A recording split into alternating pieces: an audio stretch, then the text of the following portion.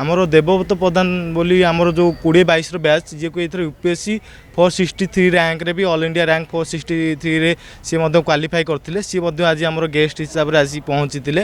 आम डिपार्टमेंट सब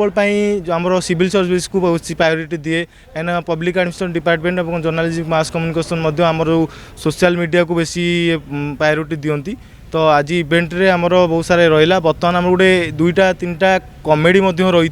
गोटे नाटक थिला सोशल मीडिया उपरे गोटे थिला आमर